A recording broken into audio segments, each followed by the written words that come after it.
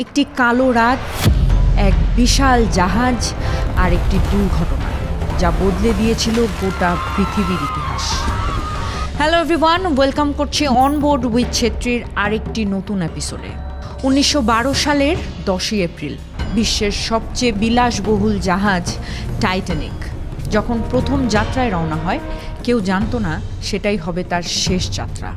আজ আমরা ফিরে যাচ্ছি সেই বরফ ঠান্ডা রাতের দিকে, যেখানে অহংকার, ভুল আর ভাগ্যের মিলনে সৃষ্টি হয়েছিল ইতিহাসের সবচেয়ে বড় সমুদ্র বিপর্যয়। চলুন আর দেরি না করে শুরু করা যাক।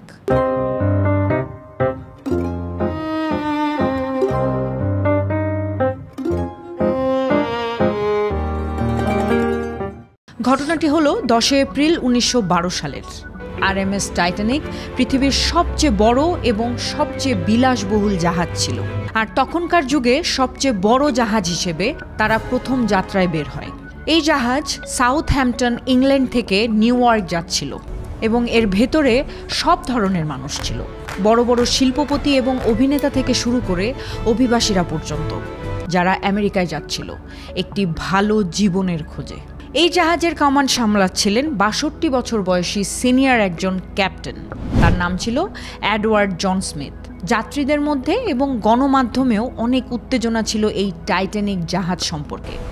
শুধু একটি পৃথিবীর সবচেয়ে বড় জাহাজই ছিল না এটি, বরং এটি ছিল দৈর্ঘ্যে 269 মিটার এবং 50 মিটারেরও বেশি উচ্চতা ছিল এই জাহাজের। এই জাহাজে যে বিলাসী প্রযুক্তি ব্যবহার করা হয়েছে তা নিঃসন্দেহে অভূতপূর্ব। সে সময়ে এটি তৈরিতে খরচ পড়েছিল $7.5 মিলিয়ন। যদি মূল্যস্ফীতি হিসেব করা হয় তাহলে এটি আজকের দিনে প্রায় $400 মিলিয়ন সমান। এই জাহাজের ভেতরের সুবিধা এবং সাজসজ্জা এমনই ছিল যে এই জাহাজ কোনো 5 তারকা হোটেলের চেয়ে কম ছিল না।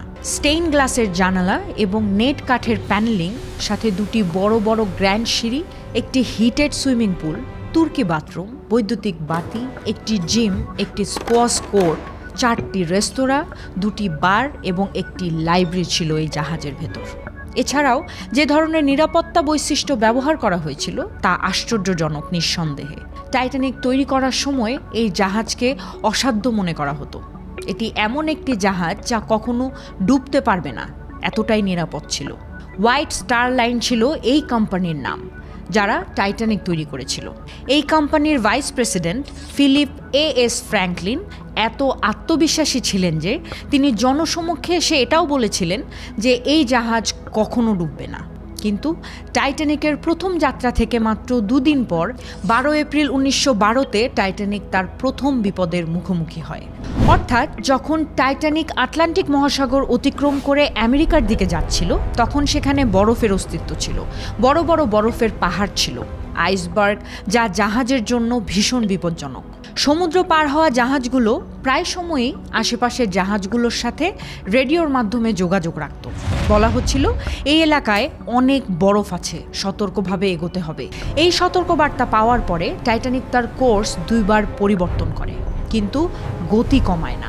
21.5 নট, যা প্রায় 40 কিমি প্রতি ঘন্টা, এত দ্রুতই জাহাজ এগোতে থাকে। এরপর 1912 সালের 14 এপ্রিল আরও 7টি বরফ সতর্কবার্তা পাওয়া যায়, কিন্তু ক্যাপ্টেন স্মিথ এবং তার ক্রু এই সতর্কবার্তাগুলো উপেক্ষা করে। এত সতর্কবার্তা পাওয়ার পরেও টাইটানিকের গতি কমানো হয়নি। সূর্য ঢলে আসে, রাত হয়, তাপমাত্রা কমে যায়। 14 এপ্রিলের রাতে বিশেষভাবে চাঁদও ছিল না, মুনলাইটও নেই, আর তাই দৃশ্যমানতা খুব কম ছিল এই রাতে। জাহাজের ওপরে একটি ক্রোজ নেস্ট থাকে, একটি ছোট প্ল্যাটফর্ম যা একটি উচ্চতায় থাকে, তাকে লুক আউট পয়েন্ট বলা হয়, যেখানে কেউ বসে সব সময় নজর রাখে সামনে কি আসছে। প্রচণ্ড ঠান্ডা বাতাস বয়ে যাচ্ছে রাতে, এবং ঠান্ডার কারণে চোখে জল আসা শুরু করে, যা আরও কঠিন করে দেয় সামনে দেখতে। রাত 11:39 ফ্রেডরিক ফ্লিট নামের একজন ব্যক্তি ক্রোসনেস্টে বসে। হঠাৎ তিনি সামনে দেখেন একটি বড় বরফের পাহাড়, একটি আইসবার্গ এসেছে। তিনি এই দৃশ্য দেখার পরে দ্রুত 3 বার ঘন্টা বাজান, যাতে নিচে থাকা মানুষরা শুনতে পারে। তারপর ফোন করে সাথে সাথেই অফিসারদের ব্রিজে জানান, চিৎকার করে বলেন, আমাদের সামনে একটি বড় বরফ আছে। ফার্স্ট অফিসার উইলিয়াম ব্রিজের এই নির্দেশনা শুনে ইঞ্জিন রুমে গিয়ে বলেন জাহাজকে বাম দিকে মোড়াতে, কিন্তু দুর্ভাগ্যবশত অনেক দেরি হয়ে গেছে সে সময়। মাত্র 1 মিনিট পরে রাত 11:40-এ সংঘর্ষ ঘটে। অন্যদিকে খেয়াল করলে দেখা যায় আইসবার্গটিও ছোট ছিল না, দৈর্ঘ্যে প্রায় 200 থেকে 400 ফুট, একটি ফুটবল ফিল্ডের সমান বলা যায়। উচ্চতায় এটি ছিল ক্রোস নেস্ট পর্যন্ত। বিজ্ঞানীরা অনুমান করেছেন এই আইসবার্গের ওজন প্রায় 1.5 মিলিয়ন টন। আইসবার্গের সাথে সংঘর্ষ হয় টাইটানিকের ফ্রন্ট রাইট সাইডে। প্রায় 10 সেকেন্ড ধরে জাহাজ আইসবার্গের সাথে ঘষাঘষি করে। এরপর বড় একটি ডেন্ট পড়ে। এতে জাহাজের মেইন বডিতে ছোট ছোট গর্ত আসে। ক্যাপ্টেন স্মিথ এবং শিপ আর্কিটেক্ট থমাস অ্যান্ড্রুজ তৎক্ষণাৎভাবে দেখে বুঝে যান যে জাহাজটি ডুবে যাবে। শুরুতে মনে করা হতো যে জাহাজটি কখনো ডুবতে পারবে না, কারণ নিরাপত্তা বৈশিষ্ট্যগুলো চমৎকার ছিল। শিপের 2টি প্রধান নিরাপত্তা বৈশিষ্ট্য ছিল। এই 2টি নিরাপত্তা বৈশিষ্ট্যের মধ্যে প্রথম বৈশিষ্ট্যটি ছিল জাহাজে ডাবল বটম হল ছিল, অর্থাৎ 2টি স্তর আছে। যদি নিচের স্তর ফেটে যায়, উপরের স্তর বাঁচবে। দ্বিতীয়, জাহাজের মেইন বডি 16টি আলাদা আলাদা ওয়াটার টাইট কম্পার্টমেন্টে ভাগ করা হয়েছে। 16 এর মধ্যে 4টি কম্পার্টমেন্ট পানিতে ভরলেও জাহাজ ভেসে থাকবে, কিন্তু সংঘর্ষ প্রভাব মূলত পাশের দিকে হওয়ায় ডাবল বটম হল কাজে আসে না। পাশের দিকটি ছিল 1 স্তর বিশিষ্ট, আর সংঘর্ষ এত বড় ছিল যে 16 এর মধ্যে 6টি কম্পার্টমেন্ট পানিতে ভর্তি হয়ে যায় সেই সময়। ঠিক 20 মিনিট পর রাত 12টা যখন বাজে, তখন ক্যাপ্টেন স্মিথ আদেশ দেন ক্রু মেম্বারদের ডিস্ট্রেস কল পাঠাতে। আশেপাশে জাহাজ হয়তো আমাদের সংকেত ধরবে এই আশায়। Senior radio operator Jack Philips ধারাবাহিকভাবে সংকেত পাঠান। ঠিক 20 মিনিট পরে RMS কার্পেথিয়া এই সংকেত ধরতে সক্ষম হয়, কিন্তু জাহাজ 107 কিমি দূরে ছিল।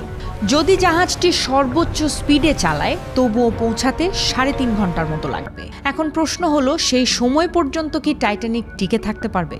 এরই মধ্যে অন্য ক্রু মেম্বাররা রকেট ছোড়া শুরু করে, এই আশায় যে কোনো নিকটবর্তী জাহাজ তাদের দিকে মনোযোগ দেবে। কিন্তু দুর্ভাগ্যবশত সেখানে কার্পেথিয়া ছাড়া আর কোনো জাহাজের উপস্থিতি ছিল না। এই সময়ে ক্যাপ্টেন আদেশ দেন যে যাত্রীদের উদ্ধার করা হবে। জাহাজে থাকা লাইফ বোটগুলো ব্যবহার করে প্রোটোকল অনুযায়ী মহিলা এবং শিশুদের প্রথম অগ্রাধিকার দেয়া হবে। লাইফ বোটে ওঠার সময় যাত্রীদের মধ্যে প্রথমে আতঙ্ক কম ছিল। বেশিরভাগ যাত্রী মনে করেছিল যে টাইটানিক একটি অটুট জাহাজ, এত সহজে ডুববে না, কোনো চিন্তার কারণ নেই। তাই প্রথম লাইফ বোট নামানোর সময়, যার ধারণ ক্ষমতা ছিল 65 জনের, তাতে শুধু 28 জন ওঠে। বাতাসে লাইফ বোট প্রায় খালি নামানো হয় পানিতে, কিন্তু সময়ের সঙ্গে সঙ্গে একের পর এক কম্পার্টমেন্টে পানি ভরে যায়। যাত্রীরা ধীরে ধীরে বুঝতে শুরু করে যে এই টাইটানিক জাহাজ সত্যি ডুবে যেতে পারে। যখন তারা এটি উপলব্ধি করে, তখন আতঙ্ক ছড়িয়ে পড়ে এবং মানুষ জনরোষে ভিড়ের মধ্যে দৌড়াতে শুরু করে। রাত 1টার দিকে পানি এতটাই বেড়ে যায় যে জাহাজের সামনের অংশ, যা মূলত সামনের কম্পার্টমেন্ট, পানির নিচে চলে যায় একদমই। ফলে জাহাজের পেছনের অংশ পানির বাইরে উঠে আসে, সেই সাথে প্রোপেলারও পানির উপরে উঠে আসে। পরিস্থিতি আরও হুঙ্কার হয়ে ওঠে। মানুষ লাইফ বোটে ওঠার জন্য লড়াই করতে থাকে।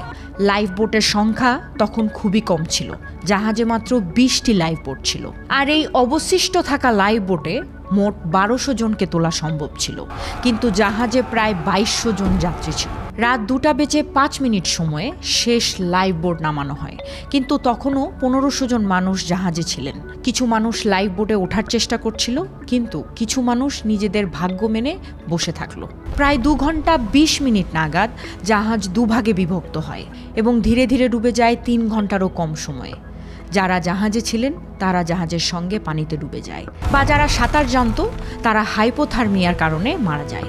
তখন পানির তাপমাত্রা ছিল -2 ডিগ্রি সেলসিয়াস। এমন ঠান্ডায় পানিতে পড়লে কয়েক মিনিটের মধ্যেই মৃত্যু হয়। এই ঠান্ডার কারণে হাইপোথার্মিয়ায় টাইটানিকের ক্যাপ্টেন এডওয়ার্ড স্মিথ মারা যান। অন্যদের মতে কেউ কেউ বলেন তিনি নিজেকে গুলি করে আত্মহত্যা করেছিলেন। অন্যদিকে তদন্ত করার পর বের হয়ে আসে যে সেই রাতে একটি জাহাজ ছিল SS ক্যালিফোর্নিয়া, যা টাইটানিক থেকে মাত্র 37 কিলোমিটার দূরে ছিল এবং সময় মতো পৌঁছাতে পারত। তারা টাইটানিকের যাত্রীদের রক্ষা করতে সক্ষম হতো। আর এই SS ক্যালিফোর্নিয়া জাহাজটি আইসবার্গের সতর্ক বার্তা পাঠিয়েছিলেন টাইটানিককে। কিন্তু রাত 11:15 নাগাদ তাদের রেডিও বন্ধ হয়ে যায়। তারা সেই রাতে জাহাজ চালানো বন্ধ করে দেয়। ফলে কোনো ডিস্ট্রেস সিগন্যাল তারা পায়নি। টাইটানিকের যাত্রীরা দূর থেকে এসএস ক্যালিফোর্নিয়া দেখতে পেয়েছিল এবং রকেট ছোড়ার পর ক্যালিফোর্নিয়া সাহায্যের জন্য পৌঁছায়নি। পরে জানা যায় তাদের ক্যাপ্টেন স্টেইনলি লর্ড রকেটগুলোকে গুরুত্ব দেননি সেই সময়। একবার ভাবুন তো, যদি তারা সিগন্যালগুলো গুরুত্ব সহকারে নিত, কতজন যাত্রীর জীবন বাঁচানো যেত। পরের দিন সকালে রেডিও অন করা হলে এসএস ক্যালিফোর্নিয়া টাইটানিকের সিগন্যালগুলো পেয়ে এবং সেখানে যাওয়ার পর মৃতদেহগুলো ভাসমান অবস্থায় পান। দুটি তদন্ত রিপোর্টে ক্যাপ্টেন স্টেইনলি লর্ডের ওপর অভিযোগ আনা হয়। কিন্তু এত বড় দুর্ঘটনার জন্য শুধু একজনকে দোষারোপ করা যায় না। অন্যান্য অনেক ভুল ছিল, যেমন লাইফবোটের সংখ্যা পর্যাপ্ত ছিল না এবং সেফটি ড্রিলও করানো হয়নি জাহাজে, এবং টাইটানিকের ক্যাপ্টেন স্পিড কমাতে রাজি হয়নি। স্টিয়ারিং হুইলে থাকা স্টিয়ারম্যান রবার্টকে আইসবার্গের সতর্কবার্তা দেয়া হলেও তিনি ভুলভাবে জাহাজটি ডান দিকে ঘোরান, যা পরবর্তীতে টাইটানিককে বিপদের দিকে নিয়ে যায়। ব্রুস নামের একজন, যিনি চেয়ারম্যান এবং ম্যানেজিং ডিরেক্টর ছিলেন টাইটানিকের, এবং দুর্ঘটনার সময় তিনি চাপ সৃষ্টি করেছিলেন দ্রুত চালানোর জন্য জাহাজ। কারণ কোম্পানি তাদের রেপুটেশন বজায় রাখতে প্রথম যাত্রায় 6 দিনে নিউ ইয়র্কে পৌঁছাতে চেয়েছিল। পরবর্তীতে 1914 সালে আন্তর্জাতিক সমুদ্র নিরাপত্তা চুক্তি তৈরি হয়। লাইফবোটের সংখ্যা প্রতিটি যাত্রীর জন্য যথেষ্ট হতে হবে, এমন নিয়ম প্রবর্তিত হয়। টাইটানিক ডুবে যাওয়ার 70 বছর পর 1985 সালে রবার্ট ব্যালেট এবং একজন ফরাসি সমুদ্রবিদ টাইটানিকের ধ্বংসাবশেষ আবিষ্কার করেন। টাইটানিকের দুভাগ 3800 মিটার গভীরে এবং একে অপর থেকে 600 মিটার দূরে ছিল। আজ 110 বছর পরেও টাইটানিকের ধ্বংসাবশেষ সমুদ্রের নিচে রয়েছে। ব্যাকটেরিয়া এবং অন্যান্য জীবাণু ধাতব কাঠামো খাচ্ছে। অনুমান করা হচ্ছে 2030 সালের মধ্যে পুরো জাহাজ সমুদ্রের তলায় নষ্ট হয়ে যাবে। বন্ধুরা, আজকের এই এপিসোড থেকে আমরা একটা জিনিসই শিখতে পাই, সেটা হচ্ছে অসম্ভব রকম অহংকার কখনোই মানুষ জাতির জন্য ভালো নয়, এবং এই প্রকৃতির এগেনস্টে গিয়ে কোনো কিছু নিয়ে সফলতা আশা করা বোকামি ছাড়া আর কিছু নয়। তাই জীবনের প্রতিটি ক্ষেত্রে প্রকৃতির দেয়া সংকেতগুলো মেনে আমাদের এগিয়ে চলা উচিত। ভালো থাকবেন, সুস্থ থাকবেন, নিরাপদে থাকবেন।